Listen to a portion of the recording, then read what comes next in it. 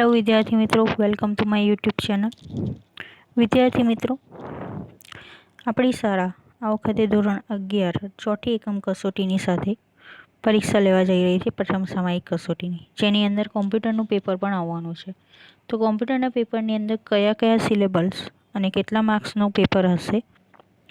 તો પ્રકરણ 1 મલ્ટીમીડિયાનો પરિચય, જે 5 માર્ક, પ્રકરણ 2 એનિમેશન ટૂલ સિમ્ફિંગ 5 માર્ક, પ્રકરણ 3 સિમ્ફિંગ વડે એનિમેશન 5 માર્ક, પ્રકરણ 4 સ્ટરનો પરિચય, જે પણ 5 માર્કનું, અને પ્રકરણ 5 સિમ્ફિંગમાં ઇમેજનો ઉપયોગ, એ પણ 5 માર્ક.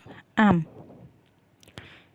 આ બધા પ્રશ્નો MCQ ટાઈપના હશે, એટલે દરેક પ્રશ્ન ફરજિયાત 25 માર્કનું પેપર હશે. હવે એને લખવું કેવી રીતે? તો અહીંયા મેં એક એક્ઝામ્પલ આપેલું છે, જેમાં પહેલાં સવાલ અને નીચે એનો ઓપ્શનનો જે જવાબ આવતો હોય તે.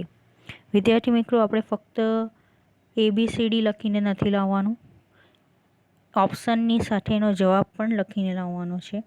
અને બધા ઓપ્શન આપણે ઉતારવાની જરૂર નથી.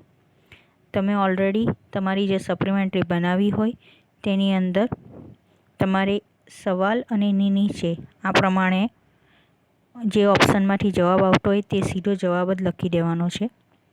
ઓકે વિદ્યાર્થી મિત્રો, તમને જો હજુ કંઈ સમજ નહીં પડી હોય તો તમે મને પૂછી શકો છો કે આપણી શાળા પર ફોન કરીને પણ મેળવી શકો છો. ઓકે વિદ્યાર્થી મિત્રો,